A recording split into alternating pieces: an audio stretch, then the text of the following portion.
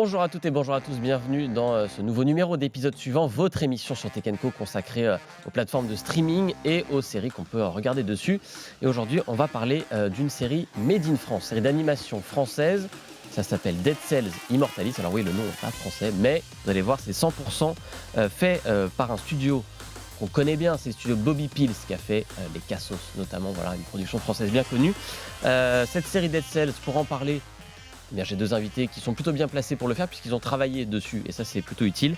Tout d'abord Gaspard Sumer. Bonjour Gaspard. Bonjour Clément. Gaspard, vous êtes le réalisateur de cette série Dead Cells Immortalis, série donc je disais produite par Bobby Pills.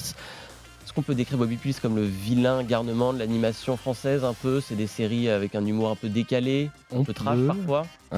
Oui, en effet, Bobby Pills ils se sont spécialisés dans l'animation adulte, donc ça fait 10 ans maintenant que le studio existe. Et on s'est fait connaître à travers les Cassos, bien entendu, mais d'autres séries un tout petit peu moins connues comme Monsieur Flap, Vermine, Crazy Young ou plein d'autres superbes séries plutôt orientées adultes en effet. Effectivement, et tout ça donc 100% fait en France, un studio français. Et en face, il y a Mathieu Georges. Bonjour Mathieu. Bonjour. Mathieu, vous êtes responsable com d'ADN. Alors ADN, c'est une des plus grosses plateformes dédiées aux séries et aux films d'animation en France, aux animés principalement, c'est pour ça qu'on vous connaît. Et vous êtes le diffuseur de Dead Cells Immortalis, mais pas uniquement, vous avez aussi contribué à la production de la série. Exactement, c'était une volonté pour nous de produire aussi de l'animation française et pas être qu'une plateforme de streaming. Et on va parler de tout ça et on va rentrer dans les détails de ce Dead Cells Immortalis. On a beaucoup de choses à vous dire, c'est notre débat de la semaine.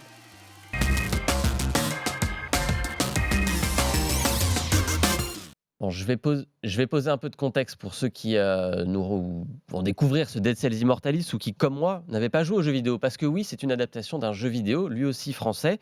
Dead Cells, c'est quoi? Eh bien, à la base, c'est donc un jeu dans lequel le héros, c'est un corps décapité, ça commence bien, avec une tête de flamme, qui veut se venger d'un roi fou qui a inoculé un parasite à son peuple. On n'est pas du tout sur un jeu photoréaliste, c'est plutôt un jeu à l'ancienne, on va dire, avec des graphismes un peu pixelisés, genre 8 bits, pour ceux qui se souviennent des jeux rétro. Et c'est surtout un jeu assez dur, qui est réputé pour sa difficulté, c'est-à-dire que on commence à jouer, on se dit tiens c'est marrant, puis on meurt, on recommence, on meurt, on recommence, et on avance comme ça tout au long du jeu. C'est un jeu qui a été très acclamé par la critique quand il est sorti. Gaspard, comment vous est venue l'idée d'adapter ce jeu particulier en série? Tout commence il y a quelques années avec Motion Twin, donc le studio qui a fait le jeu vidéo. Exactement, qui s'est rapproché de Bobby Pills parce qu'ils étaient intéressés pour faire des trailers de DLC, c'est-à-dire des trailers de jeux vidéo qui étaient, je crois qu'il y a des cinématiques qu'on a faites qui sont incluses dans le jeu et il y a des cinématiques qui ont été faites pour le lancement des DLC. Savoir qu'on en a fait chez Bobby, on a dû en faire 5, quelque chose comme ça, 5 trailers de DLC, toujours un réalisateur différent. Et l'idée a germé de faire carrément, entre Motion Twin et Bobby Pills, d'écrire une série basée sur l'univers de Dead Cells. Et donc on a gardé ça dans les cartons, comme on fait de temps en temps, c'est-à-dire qu'on prépare une série, puis on la met un petit peu de côté, et un jour, il y avait un producteur / diffuseur qui s'est intéressé à ce projet de série. Vous êtes dit quoi? Est-ce qu'on va adapter le jeu en lui-même, c'est-à-dire que l'histoire telle qu'elle est dans le jeu, ou est-ce qu'on développe l'univers? Faut savoir que dans Dead Cells, il y a un lore qui est graphique, qui est très très riche avec beaucoup d'imaginaire. Enfin, il y a beaucoup de super bonnes idées de niveaux, de décors, d'ambiance et tout ça. Mais en fait, l'histoire, pour avoir joué au jeu, en fait, elle est relativement pas inexistante, mais C'est pas le principal du jeu, c'est plutôt le gameplay qui importe, la façon de jouer, etc. Exactement. On a beaucoup d'indices sur l'histoire, mais on n'a pas un fil conducteur à proprement parler. Et donc, nous, on a eu pratiquement carte blanche de la part de Motion Twin pour proposer un scénario original dans l'univers de Dead Cells. En fait, tout ce qu'on nous a demandé de faire, c'était s'approprier l'univers graphique en termes d'écriture aussi, histoire de ne pas faire d'impair non plus. Mais c'était de développer notre propre univers et surtout un ton humoristique. Ça, c'était une volonté aussi de la part de Motion Twin. Mathieu, on le disait, c'est donc ADN qui diffuse la série, mais aussi qui est en coproduction sur ce projet. à quel moment vous êtes arrivé dans cette histoire entre Motion Twin et Bobby Pills et pourquoi coproduire cette série? En fait, on est arrivé sur le projet, donc comme le disait Gaspard, à un moment donné où Motion Twin et Bobby Pills étaient décidés à se lancer dans l'écriture d'une série télé. Et en fait, c'est la rencontre entre Julien Lemoine, qui est le directeur général d'ADN, et de David Alric, qui est cofondateur du studio Bobby Pills, où grosso modo, ils se sont dit on aimerait bien produire une série ensemble, qu'est-ce qu'on a dans nos tiroirs et en fait, dans la boîte à idées, tout à coup est apparu Dead Cells.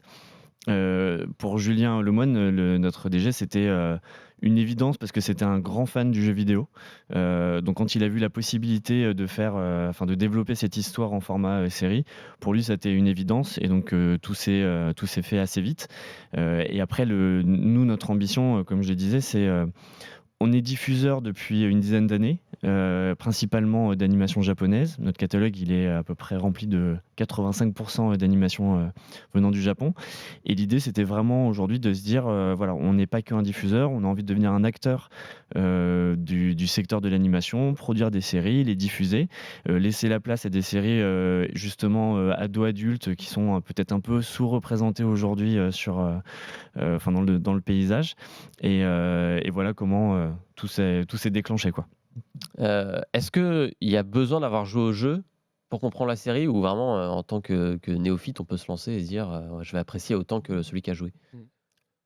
Bah, moi je dirais que non, c'est pas forcément nécessaire. C'est-à-dire qu'on utilise des éléments du jeu, mais l'histoire, enfin, l'épisode 1, c'est un début, on expose un contexte. Enfin, il y a pas besoin d'avoir joué ou de connaître l'histoire de Dead Cells par cœur pour regarder Dead Cells Immortalis. En revanche, vous avez repris, il y a quand même des ponts entre la série et le jeu, notamment dans certaines mécaniques, puisque bon, pour raconter l'histoire, donc c'est effectivement cet élu de la prophétie qui rencontre une jeune prêtresse de la vérité qui est persuadée donc qu'il va sauver le monde et les sauver de ce roi complètement fou. Et dans cet épisode, dans ce premier épisode, on va pas trop spoiler, on va pas trop raconter l'histoire, mais il y a effectivement cette exposition où on nous dit, bah voilà, ce héros déjà, bah, il est immortel, d'où le titre Immortalis, et donc on retrouve cette mécanique aussi du jeu, à savoir que bah, beaucoup, on va le voir mourir, puis réapparaître, puis réessayer, puis remourir, puis etc., etc., etc. Ouais. Ça, c'est quand même la mécanique principale du jeu. C'était important de la garder dans la série quand même.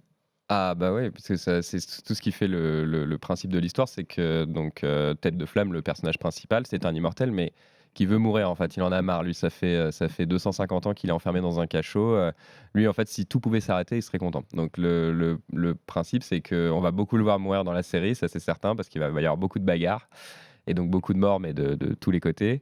Et Tête de Flamme reviendra à chaque fois, puisque c'est malheureusement sa malédiction.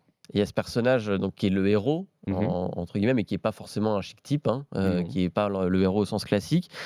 L'héroïne, c'est plutôt le deuxième personnage, c'est Laure Esposito, qui est donc la prêtresse de la vérité. Oui. Ce personnage, est-ce qu'il était dans le jeu? Pas du tout, vous l'avez créé peut-être pour justement ne pas rester avec ce personnage compliqué, peut-être d'anti-héros à côté? Bah, c'est exactement ça en fait. Ce personnage, Laure Esposito, on l'a créé parce qu'elle expose le lore de Dead Cells. Donc c'est un personnage qu'on a Ah oui, créé. donc vraiment son nom est Ah. déjà... Ok, C'est j'avais dans même le pas nom. capté ça en regardant la série. C'est dans le nom, Ok. carrément. Mais c'est surtout un personnage qu'on a créé parce que déjà, alors chez Bobby, on aime bien écrire des persos, hein. On fait en général nos armes sur les cassos, donc c'est important de créer des personnalités fortes. Et on s'est dit qu'un personnage comme Tête de Flamme, qui est justement un enfoiré, qui veut aider personne, qui veut rester dans son coin et qui a juste son but à lui, tout seul, il serait pas moteur. Alors qu'à deux, en fait, il y a moyen de mettre en place un espèce de road trip, et c'est un peu ce qui se passe dans la série au final. C'est-à-dire qu'ils vont voyager pour aller tuer donc ce fameux roi démon. Ouais, pas de spoil, vraiment, tout est exposé dans le premier épisode. Et donc ce personnage de Laure, c'est un personnage qu'on a écrit, qu'on a designé, qu'on a proposé à Motion Twin et à ADN, et qu'on a créé de toutes pièces, donc pour la série, quoi. Dans quelle mesure, justement, ADN, vous avez eu votre mot à dire, j'ai envie de dire, sur la création? Puisque, donc, effectivement, Bobby Pills, c'est l'aspect très créatif. Motion Twin, c'est les droits, on va dire, la licence. Que pouvait apporter ADN, au-delà de la production, on va dire, au sens financière ou certaines idées, sur la création en tant que telle de l'animation des personnages et autres? Ce qui était hyper intéressant, c'était la collaboration justement qu'il y a eu entre Bobby Pills et ADN, où il y avait beaucoup d'échanges, il y avait beaucoup de communication, de recommandations, etc. Après, nous, notre objectif, c'était pas forcément de mettre des limites et brider la créativité du studio. Il fallait leur laisser le champ libre aussi pour adapter comme il fallait la série. Parce que quand on travaille avec Bobby Pills, faut laisser Bobby Pills faire ce qu'ils savent faire.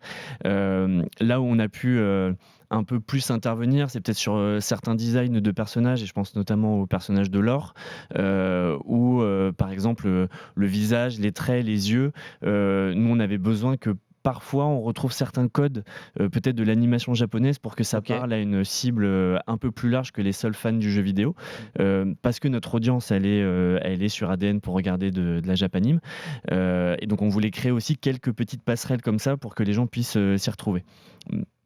Qui a eu le fin mot sur le format? Donc c'est une série, on va le dire, qui fait donc 10 épisodes de 8 minutes. C'est un format donc court, qui existe aussi dans le hors animation, hein. C'est un format de série classique. Aujourd'hui, on en a fait une émission d'ailleurs consacrée à ça. Vous pouvez retrouver sur le site de Tekenko. Est-ce que c'est Bobby Pills qui a dit ce sera 10 x 8? Est-ce que c'est ADN qui a dit c'est le bon format? Je crois que en fait, nous, du côté ADN, il y avait une vraie volonté d'avoir ce format-là, parce qu'on voulait sortir justement des formats de longues séries habituelles de 20 minutes, et aussi parce qu'il y a des contraintes de production et de budget. Et en fait, forcément, une série de 10 épisodes de 7 minutes, c'est entre guillemets plus rapide à produire. Donc c'était aussi ça l'idée. Et après, nous, ce qu'on aimait bien aussi, c'était de se dire qu'à la fin de cette diffusion, il y avait un repackaging qui était possible, et de pouvoir regarder cette série comme un film de 70 minutes, alors où il se passe beaucoup de choses, où il y a beaucoup de rebondissements, c'est sûr, mais on trouvait ça pas mal. C'était un nouveau format qu'on voulait tester auprès de notre audience, nous. Qu'on se représente bien, ça peut paraître peu quand on dit 10 fois 7-8 minutes.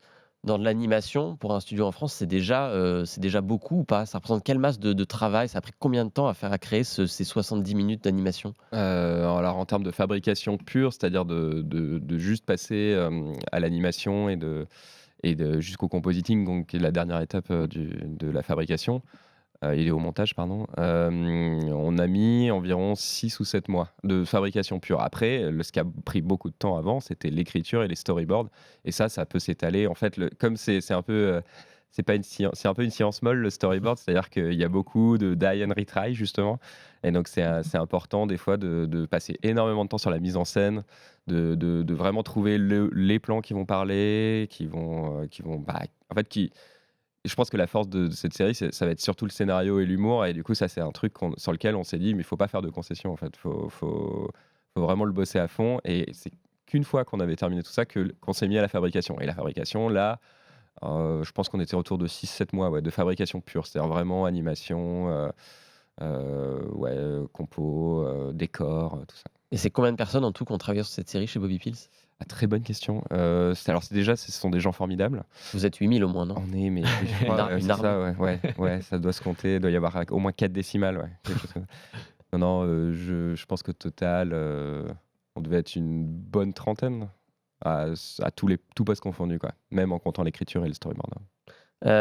Côté ADN, parce que du coup, il y a des gens qui nous écoutent peut-être depuis le début, qui se disent bon, ADN, d'accord, moi je connais pas, je suis pas abonné, qu'est-ce que c'est? Ça a l'air sympa leur truc, mais je peux pas le regarder. Bah si, vous pouvez, c'est gratuit. Exactement. En fait, nous, notre volonté, c'est vraiment de pouvoir rendre l'animation accessible, contrairement à d'autres plateformes de streaming qui obligent un ticket payant à l'entrée. Dead Cells, elle est totalement gratuite sur notre site internet. On avait les 5 premiers épisodes qui ont été diffusés le 19 juin. Aujourd'hui, le 26, on a les 5 derniers. Donc, j'ai juste besoin d'aller sur le site ou de télécharger l'application et de regarder la série. Et on a même mis disponible le premier épisode de la série sur YouTube. Donc il y a vraiment plus d'excuses pour voir cette série. Ce sera le cas aussi des autres épisodes ou le premier c'est juste pour appâter le chaland, on va dire. Non, en fait, on a vraiment envie que la série soit visible au plus grand nombre. Il y a une très grosse communauté de fans aux États-Unis, en Chine. Enfin, c'est assez impressionnant. Finalement, la France est un petit pourcentage en fait des joueurs. C'est la force du jeu vidéo aujourd'hui. On a beau dire que c'est des jeux vidéo français, en fait aujourd'hui ils ont trouvé un public mondial, quoi. Exactement. Et donc, on avait envie que justement cette série, elle rayonne mondialement. Donc, on aura bien chaque épisode qui sera diffusé chaque semaine pour le plaisir des fans, quoi. Ça, c'est une très bonne nouvelle. On a beaucoup parlé de l'animation jusqu'ici, ce qui fait quand même la force. Moi, j'ai vu les 10 épisodes, j'ai adoré, et j'ai surtout adoré parce que c'est très drôle. Donc, on est dans un univers d'heroic fantasy, avec son lot de monstres, de magiciens, etc., de chevaliers qu'on connaît bien, mais c'est très très drôle, avec un humour quand même particulier, encore une fois. Est-ce que c'est l'humour Bobby Pills, finalement, c'est un mélange d'un peu de trash, de références décalées? Bah, on essaye, ouais, on essaye à terme parce que c'est pour ceux qui connaissent le studio, en effet, on aime bien aller parfois dans le trash. Alors après, tout est une question de degré aussi. Il faut pas non plus sombrer dans l'ultra trash tout le temps à tous les niveaux. Là, ce qu'on a essayé de faire aussi, surtout pour ce projet en particulier, c'est d'essayer de créer une relation forte. En fait, pour les gens qui vont regarder la série, il y a des moments complètement humoristiques, mais il y a aussi des moments qui sont peut-être un tout petit peu plus basés sur l'émotion, ou en tout cas des scènes d'action où il y a de la baston, et aussi des scènes un petit peu plus tristes, quoi, que j'espère feront pleurer les gens comme elles m'ont fait pleurer moi. Et en fait, tout ce qui est un petit peu difficile, enfin ce qui a été difficile à mettre en place, c'est surtout d'avoir cette espèce de vague d'émotions, c'est-à-dire de passer de l'humour à peut-être un passage un peu triste, à de l'action, à tout ça en 7 minutes. En effet, comme tu le disais, c'est court, donc ça fait des épisodes très denses, mais c'était aussi une volonté de notre part de ne pas faire juste une cascade de gags. Dans quelle mesure c'est influencé par Les Cassos, qui est donc, on l'a dit, la principale production de Bobby Pills, qui est une série effectivement purement humoristique là pour le coup. Ouais. Moi, j'ai trouvé quand même des parallèles sur encore une fois, les références pop culture un peu glissées ici et là, cet humour avec de la répartie beaucoup. C'est un peu, on s'envoie vanne contre vanne, etc. Ou nom d'oiseau contre nom d'oiseau, mais généralement assez bien écrit. Il y a forcément une influence des Cassos dans les productions de Bobby Pills aujourd'hui, Alors, et en particulier dans Dead Cells. oui, moi je dirais qu'en fait, surtout ce qui se passe, c'est que la plupart des gens qui travaillent à l'écriture, ou en tout cas à Bobby, c'est des gens qui ont au moins au minima travaillé sur les Cassos. Et les Cassos, nous, ça a été notre labo en fait à Bobby. C'est-à-dire que là, on est quand même à la saison 8 qui est en train de sortir au moment où on parle. Donc, je veux dire, c'est quelque chose qu'on fait depuis des années. Et c'est sur les Cassos qu'on a un petit peu développé notre technique d'écriture. C'est-à-dire que c'est une technique qui est beaucoup basée sur la lecture des sketchs, sur la livraison des sketchs aussi. C'est-à-dire qu'on a tendance à beaucoup jouer ce qu'on écrit. Et en fait, c'est en jouant ce qu'on écrit qu'on se rend compte de si une vanne passe ou si elle passe pas. Parce qu'en fait, ce qui se passe beaucoup en scénario, des fois, c'est que le scénario, à la fin, c'est une page, tout est écrit, ça a l'air cool sur le papier. Mais tant qu'on l'a pas joué, en fait, il y a vraiment des moments où on se rend compte, d'ailleurs, on s'en rend compte quand on travaille avec les comédiens en cabine et qu'on les enregistre, que des fois il y a des vannes, elles passent pas en fait, ou elles sont drôles sur le papier, mais à l'oral il y a quelque chose qui colle pas, et donc faut rebosser à ce moment-là. Donc ça, c'est un truc qu'on faisait beaucoup sur les Cassos et qu'on a appliqué pour cette série aussi.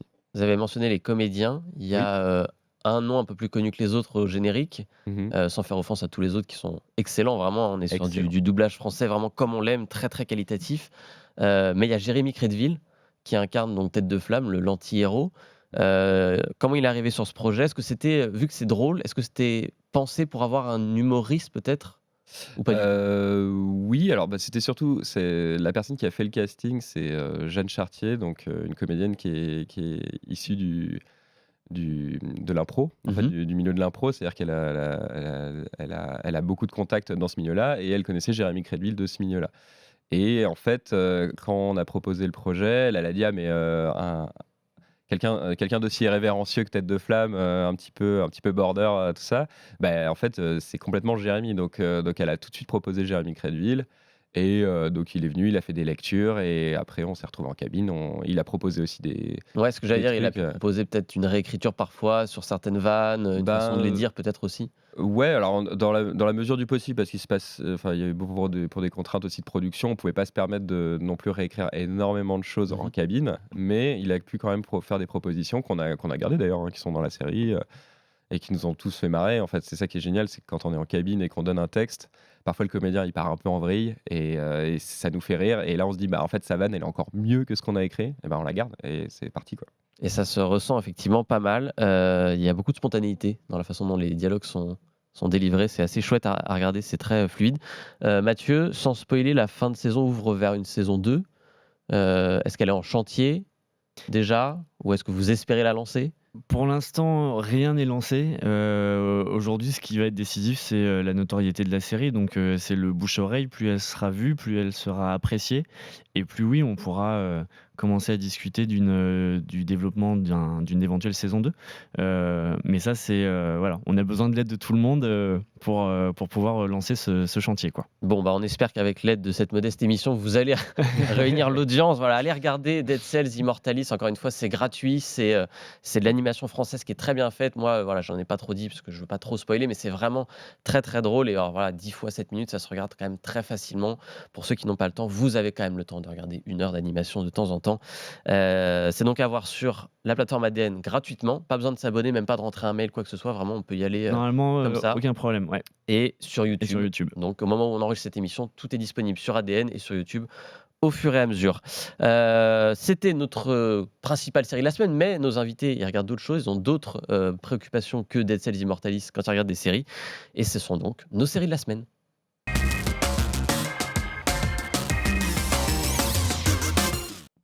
On a 2 séries à vous recommander donc cette semaine et alors les 2 vont être des séries d'animation. Il faut croire que quand même malgré tout, ils n'y bossent pas pour rien dans ce secteur. Je vais commencer avec votre série Gaspard que vous voulez recommander. On va rester vous clairement dans le thème de la fantasy, un peu dans le même esprit, même univers on va dire que Dead Cells, mais un peu différent quand même. Il y a des châteaux, il y a des chevaliers. Ça s'appelle Glouton et Dragon, c'est ça? C'est un animé japonais à voir sur Netflix? Exactement, ouais, c'est un animé qui est produit par le studio Trigger, donc qui est connu pour être un studio qui fait des animés de toute beauté. Et d'ailleurs, c'est un animé de toute beauté, donc qui est inspiré du manga du même nom, qui a été écrit par l'autrice Ryoko Kui. Et l'animé, je crois qu'il est sorti cette année, en début d'année, je Ouais, crois. tout Ouais. à fait. La première saison, il y en aura une deuxième. Ouais, Et la première, je crois, vient de s'est terminée là, il y a quelques c'est semaines. ça, ouais. Et donc disponible sur Netflix. Et pour moi, ça a été une claque. Alors, il faut savoir que cet animé, j'ai commencé à le regarder parce que, comme beaucoup de gens, je regarde des séries en mangeant. Et je me suis dit, ah, ça a l'air sympa, ça a l'air d'être sur la bouffe en plus. Donc, j'avais jamais lu le manga. Et j'ai commencé à regarder l'animé comme ça un petit peu par hasard. Et en fait, j'ai été happé, quoi. Déjà parce que c'est magnifique. Enfin, c'est rare d'avoir cette qualité-là sur de la série. Et ensuite parce que en fait, l'histoire est géniale. Et au départ, je me suis dit, ah, on va passer d'un épisode à l'autre. Ça va être, ah, bah tiens, ils font telle recette. Tiens, ils font telle recette.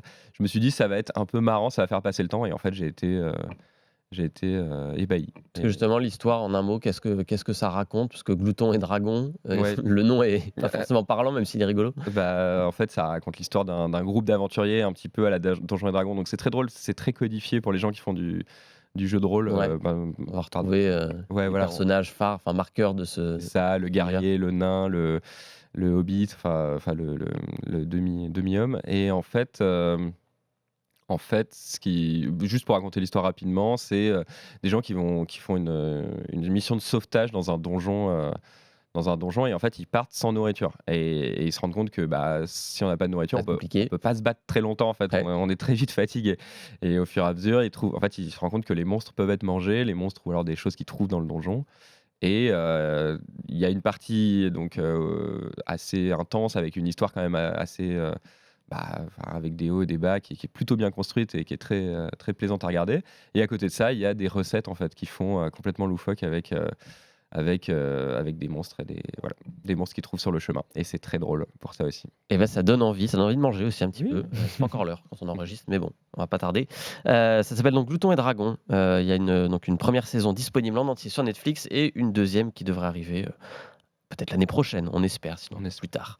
On va terminer avec le choix de Mathieu. Une série animée également, donc je le disais, mais alors là, à l'ancienne, hein. Quand vous m'avez donné le nom pour préparer l'émission, j'ai rajeuni de 20 ans, plus de 20 ans même. C'est Daria. Alors, il faut se souvenir de Daria, c'est le spin-off de Beavis and Butthead. Euh, Pourquoi Daria? Pourquoi faut regarder Daria alors que c'est sorti en 97, je crois? Ouais, exactement. C'était sorti en 97 aux États-Unis, diffusé sur MTV. Nous, en France, c'est arrivé l'année d'après, je crois 98, sur Canal+. Moi, c'est une série qui m'a beaucoup marqué à l'époque, qui me faisait sortir des dessins animés habituels que je pouvais regarder à la télé, et du coup, avoir une série beaucoup plus adulte, avec des sujets qui étaient abordés sur des vraies critiques sociales, société, les États-Unis, l'Amérique, les stéréotypes. Enfin, moi, je trouvais ça hyper intéressant. Je trouvais ça surtout très drôle parce que ça reste une série quand même humoristique. Et je pense qu'aujourd'hui, en fait, les sujets qui peuvent être abordés dans Daria, en fait, ils sont toujours très d'actualité. Et Daria, c'était une grande féministe qui défendait énormément de choses. Et non, le design, il est super sympa.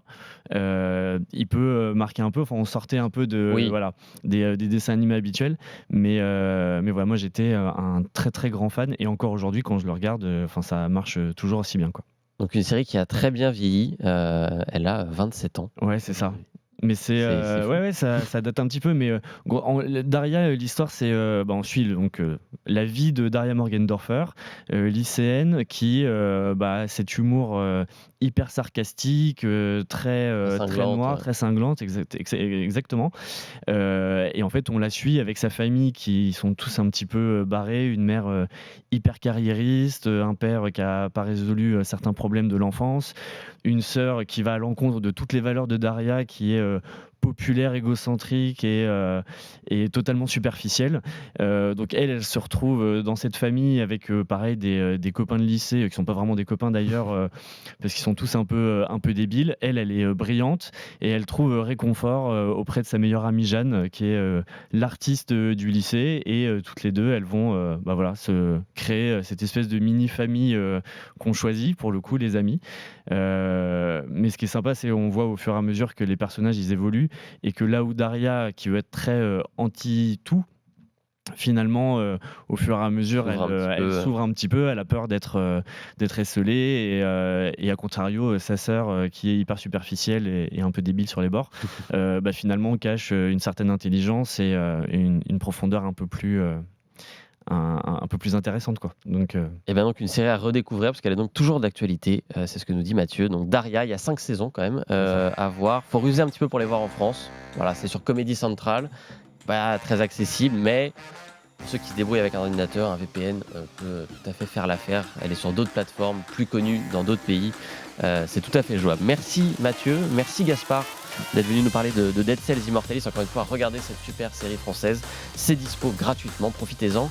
Et puis quant à nous, vous pouvez revoir cette émission, hein, évidemment, si vous avez raté une petite partie. C'est en replay, en podcast partout, sur YouTube aussi. Et je vous dis à la semaine prochaine pour une nouvelle émission.